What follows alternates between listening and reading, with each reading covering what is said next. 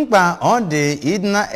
enekọta ọnọdụ ahụike kwa ụbọchị nakwazi mmemme ịgbasapụ arụ iji wekwu na ahụike gị bụ nke gbasiri ike abụrụgo nke akọwara mma mara mma. Nke a bụ nnukwute isiokwu bụ nke dị n'anya bụ ma ọgbakọ ihe mmemme were mkpụrụ ụbọchị abụọ nke eji wee kwuo okwu banyere ahụike site n'aka otu ụlọọrụ Goodfellas International Club Nibo. Onye nta aka anyị Ngozi Obileri wetara anyị akụkọ na ya bụ amụma ihe mmemme nke akpọrọ Ndụbakụ bụ nke a nọ n'ime ya kwuo okwu banyere ọnọdụ ahụike ma zọbarịa n'okporo ụzọ tinyekwara ọlekọta ahụike bụ nke e nyere ndị ime obodo ahụ n'ụbọchị nke abụọ ya. Nne ka o si wee weta ya bụ akụkọ.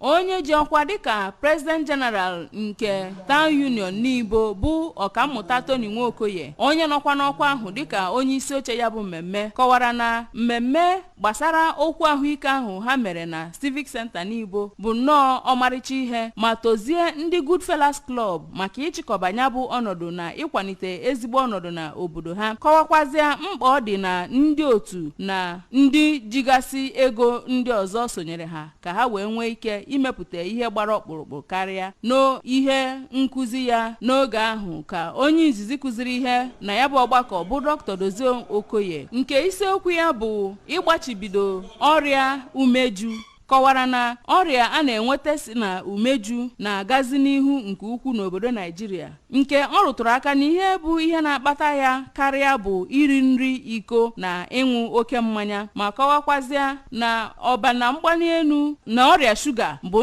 ihe ndị na-esokwazi ebunye ya bụ ọrịa umeju. Kpọzie oku ka ndị mmadụ kaba ahụ ga na-eleta ahụ ike ha n'ụlọ ọgwụ kwa oge. N'okwu nke ha gasị na ihe nkụzi ha ka onye nke abụọ kụziri ihe na ya bụ ọgbakọ bụ Dr. Uche Obidigbo, onye kọwakwaziri mkpa ọ dị ịgbachibido ọrịa ọbara mgbali elu na ọrịa shuga, ebe onye nke ọzọ bụ Prọfesọ Zanda Nwafọ nyere nkụzi nke atọ kọwara na ihe gbasara arụ ike nke ndị okenye bụ ihe ekwesịrị ịkpachapụ anya, ebe ha kọwapụtara na ọ dị mkpa ịgbachi ọrịa shuga ya na ọrịa ọbara mgbali elu n'oge ọkachasị oge mmadụ na-aka nka, nke ha kọwara na enwere ike ime site na ịdị na-aga nleta ahụike na iri ezigbo nri kwesịrị ka mmadụ na-eri. N'okwu nke ya ka onye isi ndị Goodfellas International Club Nibo bụ Maazị Kelvin Nwaọnụ kọwara na idozi na agamnihu obodo bụ ọrụ dịịrị onye ọbụla, nke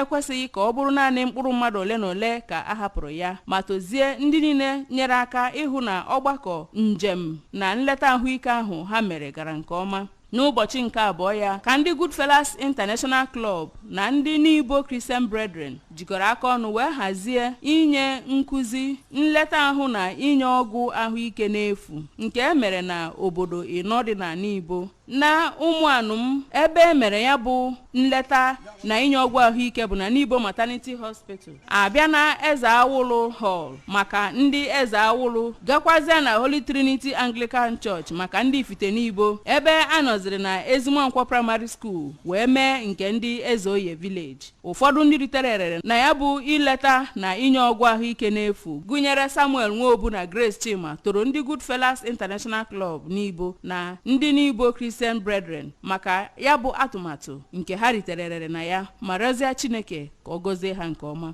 Site na Nibo nke dị n'okpuru ọchịchị Ọka South, abụ m Ngozi Obileri.